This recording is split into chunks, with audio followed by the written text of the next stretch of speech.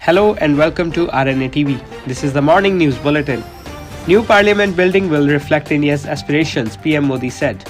Prime Minister Narendra Modi on Thursday said the new parliament building, for which the groundbreaking ceremony was held, would channel and reflect the aspirations of 21st century India. The ceremony was attended by Lok Sabha Speaker Om Birla, Deputy Chairman of the Rajya Sabha Harivansh, and Union Ministers Hardeep Puri and Prahlad Joshi, along with members of the Union Cabinet, diplomats, and members of Parliament. The ceremony included an all-faith prayer and rituals by priests from the Sringeri Sharda Pritam, Karnataka. Responding to an appeal on Thursday from the centre that the farmers' unions reconsider its proposal for amendments to the three agriculture sector laws and resume dialogue, the Samyukt Kisan Morcha, a joint front of the farmer unions, maintained that they too had not shut the doors for negotiations.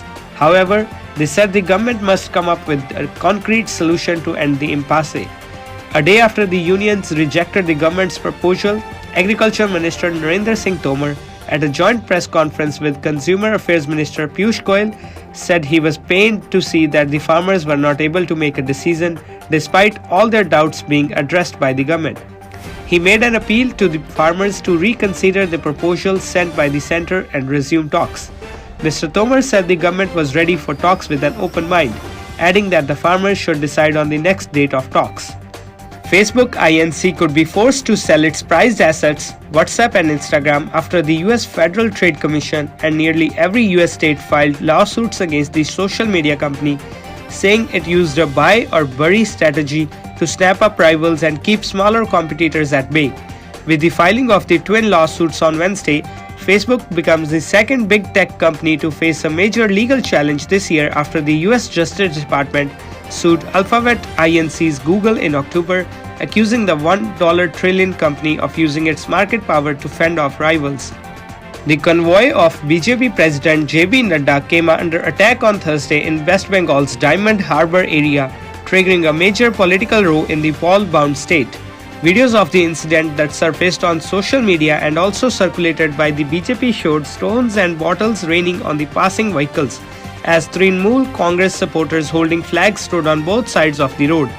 Several vehicles suffered damage and many people, including BJP National General Secretary Kailash Vijayvargiya, were injured in the incident.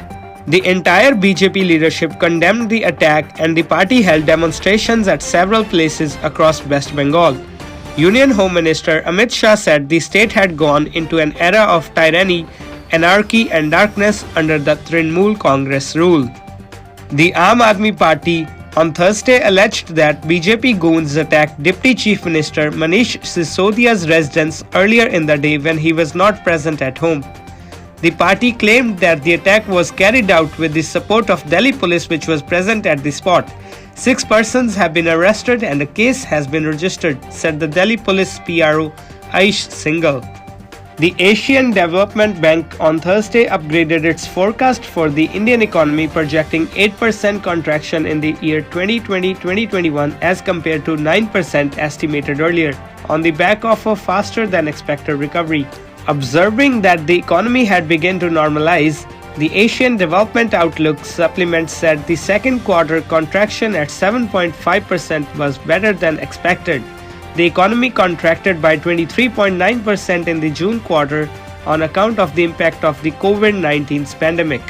Hunter Biden, the son of US President-elect Joe Biden and a frequent target of Republican attacks, said on Wednesday that he was under federal investigation about his taxes. The revelation about the probe included no details, but it promises to rekindle Republican rage about the Biden family, including Hunter Biden's business dealings and the president-elect anti-corruption push in the Ukraine when he was the vice president. International cricket is set to return to India after 11 months, with the Board of Control for Cricket in India (BCCI) announcing the initiatory of a full home series against England in February-March next year. England will tour India to play 4 test matches, 5 T20s and 3 one-day international matches. A 10-man SC East Bengal secured its first point in this edition of the Indian Super League when it held Jamshedpur FC to a goalless draw at the Tilk Maidan in Wasco on Thursday.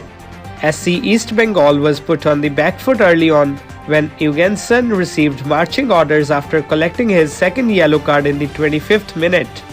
The decision seemed to be a bit harsh as the player had accidentally touched Jamshedpur's Brazilian midfielder Alexander de Lima while going for a clearance. Today, ATK Mohan Bagan will be facing Hyderabad FC at 7:30 pm. This is it in the bulletin so far. Stay tuned with RNA TV for latest updates. Also, do not forget to subscribe to our channel and follow us on Facebook. Thank you.